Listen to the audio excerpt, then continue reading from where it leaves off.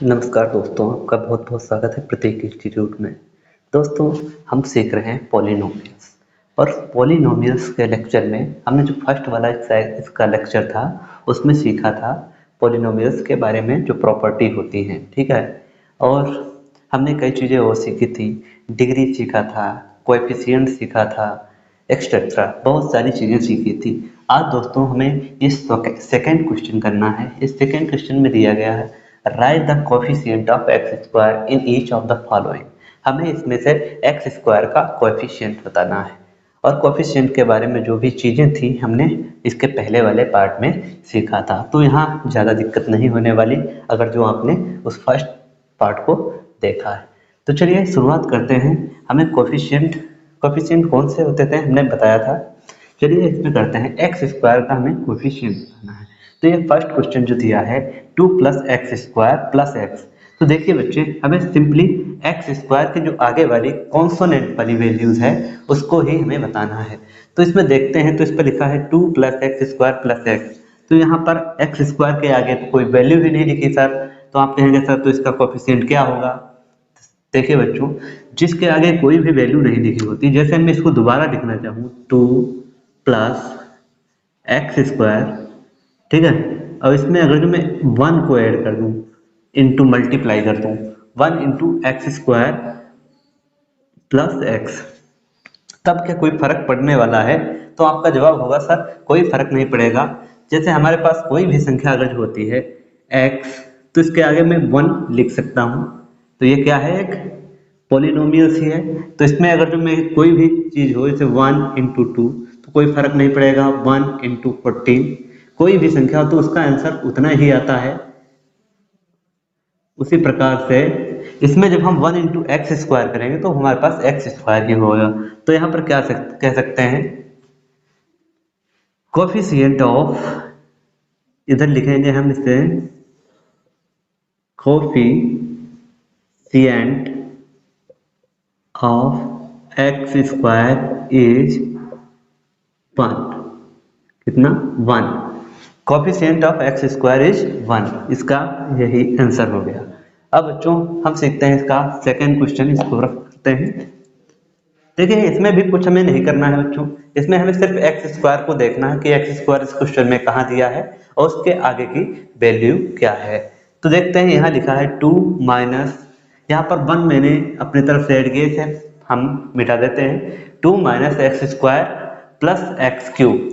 तो बच्चों इसमें भी हमें यही करना है। यहाँ पर क्या, 2 माइनस, यहाँ पर 1 लिख सकता हूँ, 1 into x square plus x cube. तो यहाँ क्या कोई फर्क पड़ने वाला है? ये उतना ही आएगा, 2 minus x square plus x cube, ऊपर वाली वैल्यू। तो हम क्या कह सकते हैं, जिसके आगे यहाँ पर जो भी वैल्यू है बच्चों, यहाँ पर एक्स स्क्वायर के आगे जो भी वैल्यू है, अगर जो एक्स स्क्वायर सिंपल दिया है तो उसके आगे हम 1 मान लेंगे, ये चीज याद रखना आप। तो यहाँ पर एक्स स्क्वायर के आगे बच्चों वैल्यू है 1, तो हम कह सकते हैं यहाँ पे, वो भी माइनस में है, तो हम कह सकते हैं कोफिशिएंट ऑफ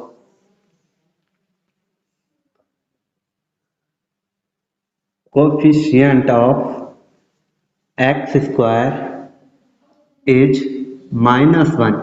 ठीक है बच्चों, इसका कोफिशिएंट हो जाएगा -1।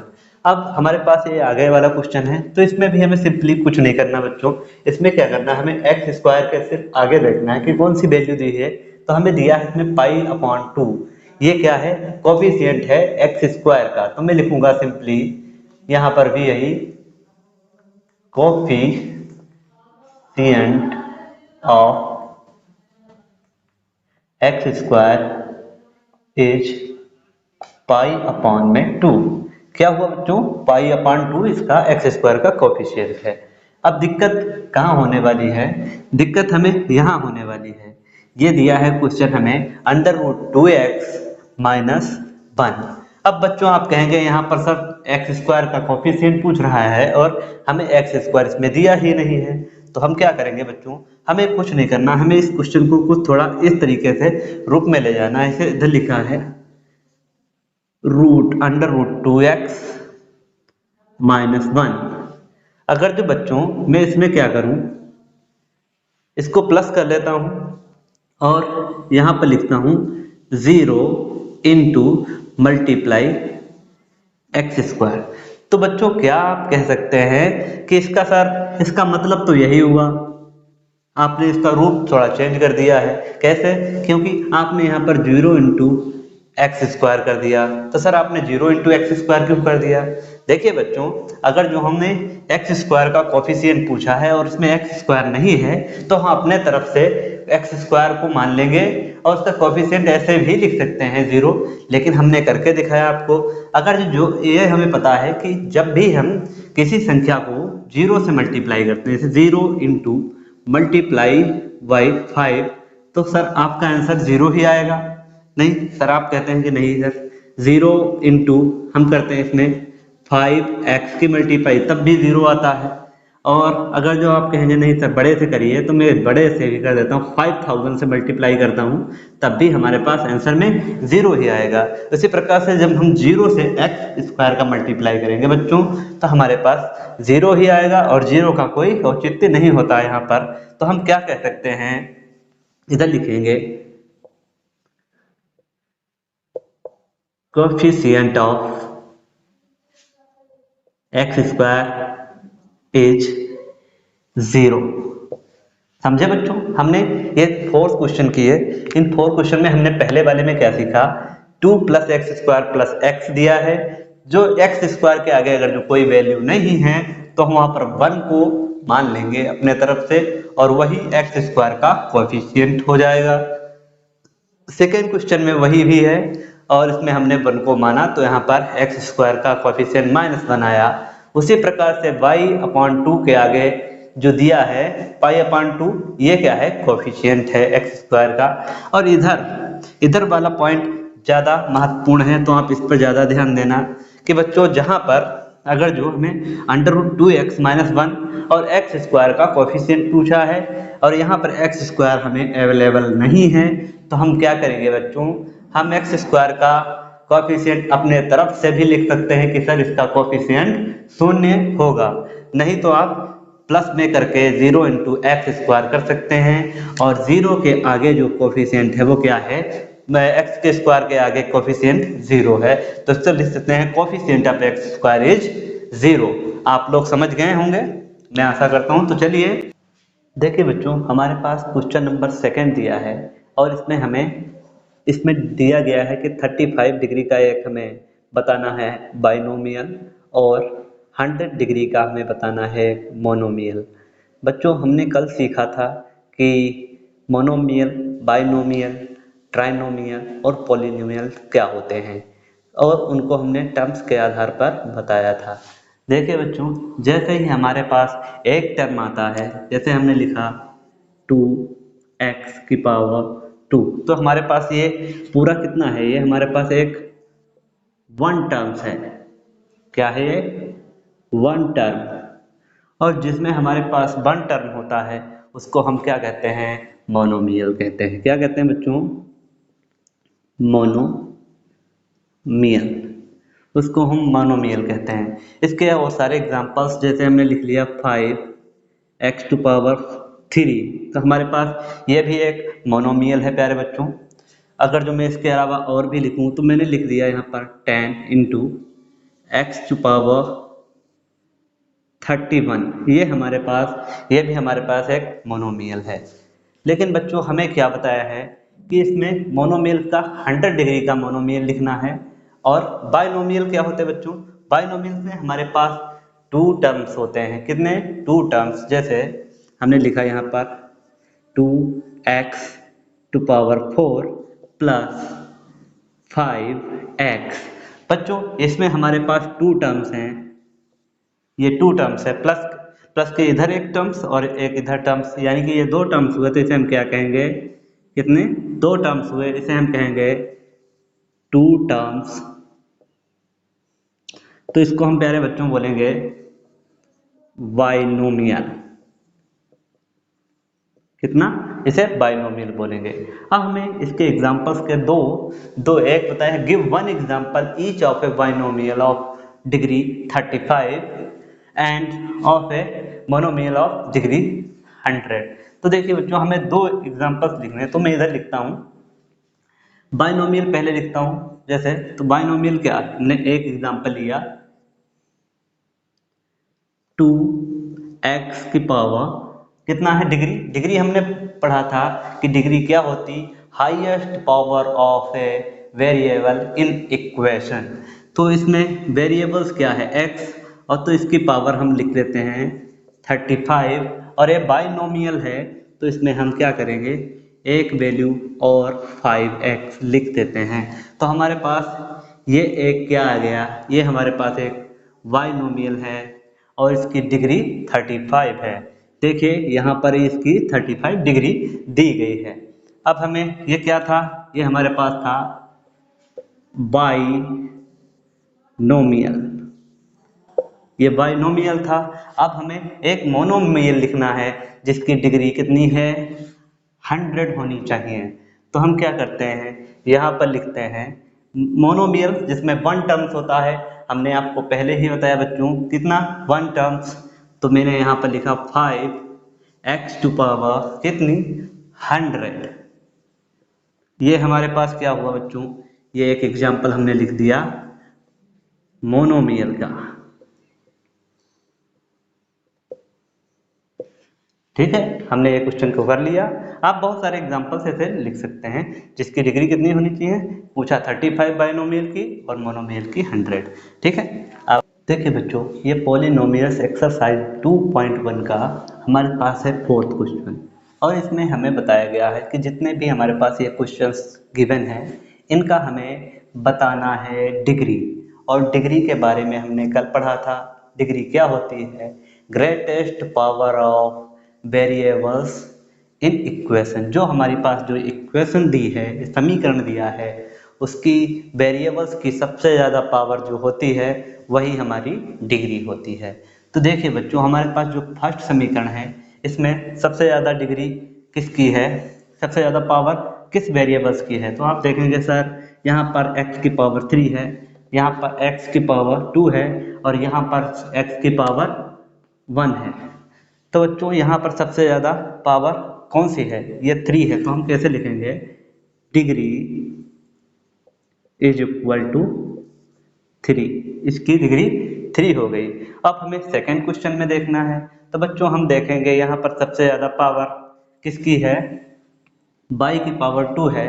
तो हम कह सकते हैं सबसे ज़्यादा पावर जो होती है वही हमारे पास क्या होती है, डिग्री। और डिग्री को अब हम d से डिनोट करेंगे और लिखेंगे 2। कितनी हो गई, ये 2 हमारे पास की डिग्री हुई। बच्चों अब हमारे पास ये थर्ड क्वेश्चन है। थर्ड क्वेश्चन में बताया गया 5t माइनस √7।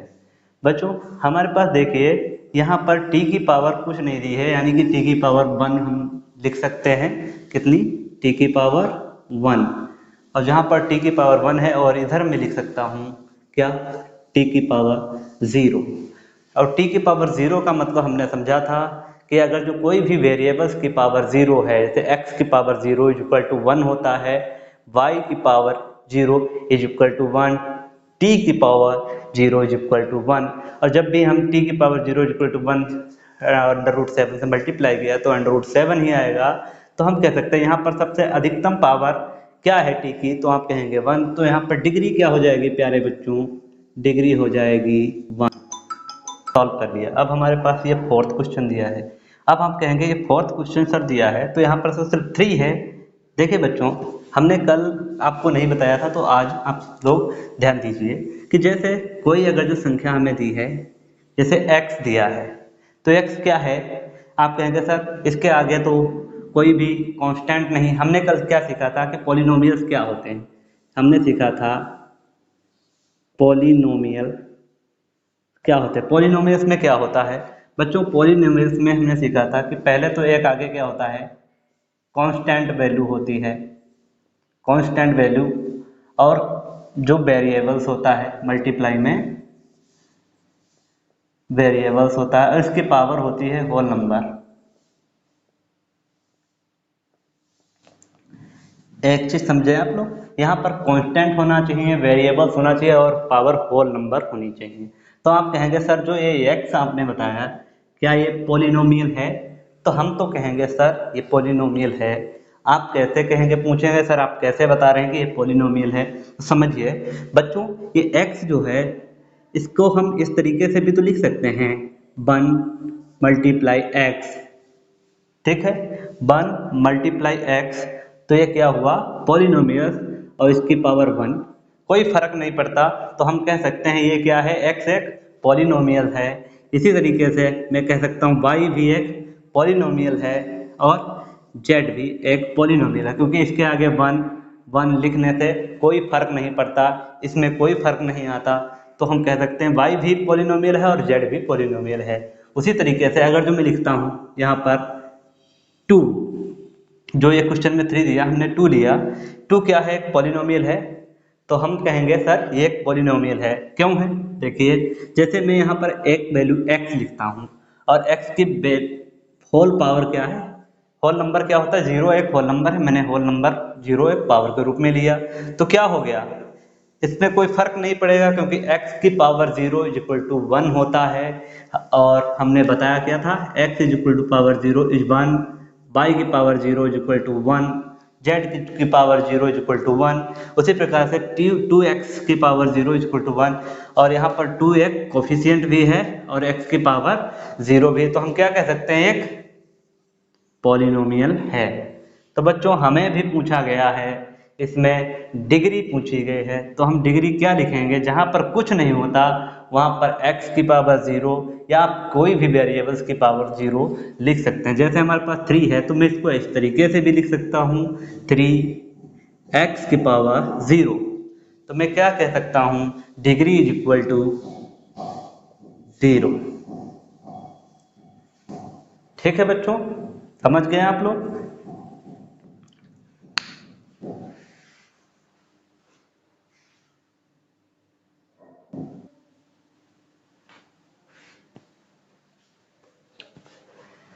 दोस्तों ये क्वेश्चन नंबर 5, और हमें इसमें बताया गया है कि ये जो हमारे पास क्वेश्चंस दिए गए हैं, गिवन क्वेश्चंस हैं, इसमें कौन सी जो इक्वेशन है लीनियर है और कौन क्वाड्रेटिक है और कौन सी क्यूबिक है।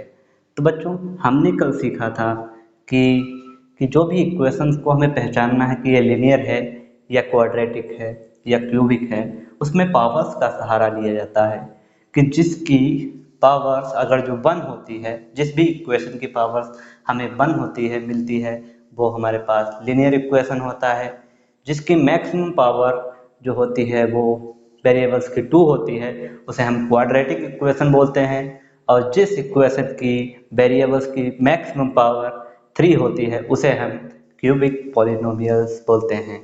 तो चलिए अब हम जानते हैं कि इन क्वेश्चंस में कौन कौन लीनियर इक्वेशन है और कौन से क्वाड्रेटिक इक्वेशन है और कौन से क्यूबिक इक्वेशन है। तो चलिए पता करते हैं। तो यहाँ पर बच्चे हमें देखने को मिल रहा है कि x की पावर 2 प्लस x, तो हम कह सकते हैं कि यहाँ पर x की पावर जब हमें 2 दिखाई दिया तो हम कह सकते हैं कि यहाँ पर maximum power is variable of 2, then I call this is a quadratic equation. Max degree यहाँ पर कितनी है बच्चों, यहाँ पर डिग्री 2 है। तो डिग्री 2 हमें मिली तो हम कह सकते हैं ये क्वाड्रेटिक पॉलिनोमियल है। क्या है ये, क्वाड्रेटिक पॉलिनोमियल, इतना लिख देते हैं। क्यों, क्योंकि maximum power of variables is 2, इधर मैं लिखता हूँ maximum power of variable is 2, that is a quadratic। ठीक है बच्चों, जिसकी मैक्सिमम पावर इक्वेशन में वेरिएबल की 2 होती है उसे हम क्वाड्रेटिक इक्वेशन बोलते हैं। सेकंड x माइनस एक्स की पावर 3। तो बच्चों यहाँ पर 3 पावर्स दिखाई दी तो हम कह सकते हैं जिस इक्वेशन में वेरिएबल्स की पावर मैक्सिमम 3 होती है उसे हम क्या बोलते हैं, क्यूबिक पॉलिनोमियल। तो यहाँ पर लिखेंगे डिग्री इज इक्वल टू 3 और यहाँ पर लिख देंगे क्या, क्यूबिक। क्या हुआ, क्यूबिक पॉलिनोमियल। क्यूबिक पॉलिनोमियल, हमने डिग्री के आधार पर इनको वर्गीकृत किया। यहाँ पर थर्ड क्वेश्चन में हमें जो y की डिग्री दिखाई दी ये 2 है, तो हम कह सकते हैं ये क्या है, d इक्वल टू 2, तो ये है हमारे पास क्वाड्रेटिक।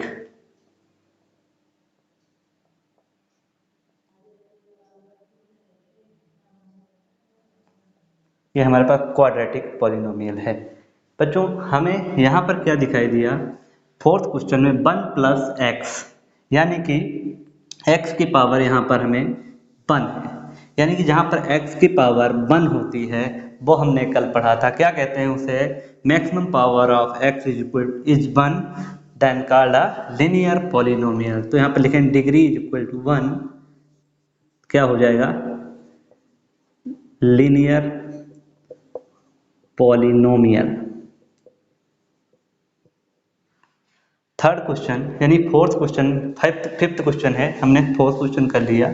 यहाँ पर दिया 3 और t की पावर क्या है 1, अपने तरफ से मान लेते हैं 3 की पावर 1, 3t की पावर 1, तो ये कौन सा हो जाएगा, ये भी बच्चों हमारे पास लीनियर पॉलिनोमियल हो जाएगा, क्योंकि यहाँ पर maximum power of variable is 1, then का वाला लीनियर पॉलिनोमियल।